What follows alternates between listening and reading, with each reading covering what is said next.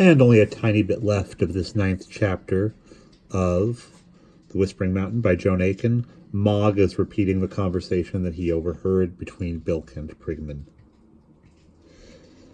"The stall in Ken ain't safe," says the second one. "Anyway, suppose he's still there and alive. What then?" "Why then," says the first nasty, "to make your blood run cold, we'd best stick a shiv in him, so he won't cry rope on us. Then we'll make tracks for France. That's the only part where old Stigmatical won't find us now he's got his grazers on us. He'd never credit it if we told him we couldn't find the blessed ouch. Not after what's gone before." "Oh, all right," says the first. "But let's be quick then." "I'll go on my own if you like, if you're afeard," says the second. "No," says the first, giving him a look to slice up a side of beef, "'cause I don't trust you farther than I can throw you. Maybe you got up to some skimble-scamble trickery with the young Kinchin, arranging for him to win free and prig the bandor from where you hid it. I'm a-coming too." By now it was snowing so thick that I'd been able to wriggle close as I am to you.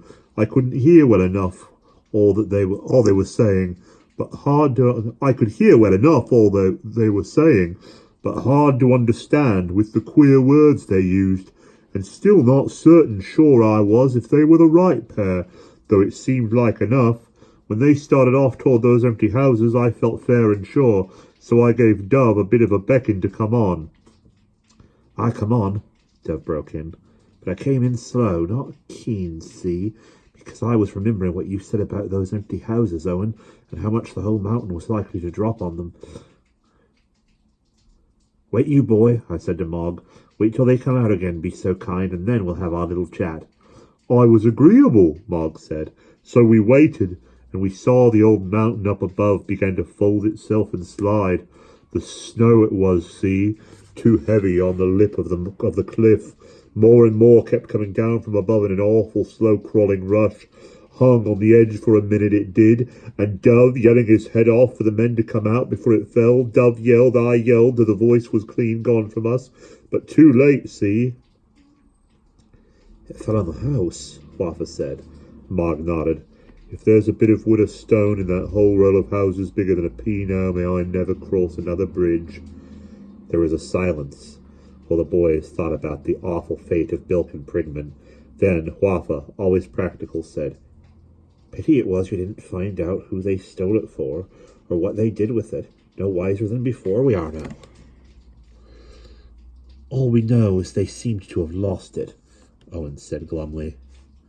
"Fine help that is," Luggins muttered. "Oh well," Waffa stood up. "Back to the Boar's Head, me, and see how our old prince is getting on. Decent old prince he is. Fair play. Best not to leave that bleed-you-to-death Sawbones alone with him too long." Dove, Mogg, and Luggins soberly followed Waffa, but Owen, suddenly remembering that Bilk and Prigman, in the letters they dictated, had named the Devil's Leap Cave as the place where the ransom money was to be left, found himself curious to explore a little more while he was there. "I'll follow you," he said to the others. "Think we should stay with him?" said Mogg in the street. "Queer boy, oh, that Owen. Knocked him about, those men did. Left him in that house to die, but proper upset about them, he seemed, just the same. Bit cracked, maybe?" "Thinking that's all he's doing, boy," Waffa said patiently, giving his friend a clump. "More brains in his little finger he do have than you keep in that whole great empty head of yours.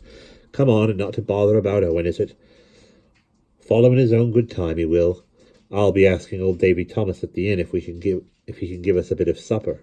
Second cousin once removed of my Auntie Olwen Lloyd-Jones he is." And that is the end of chapter 9.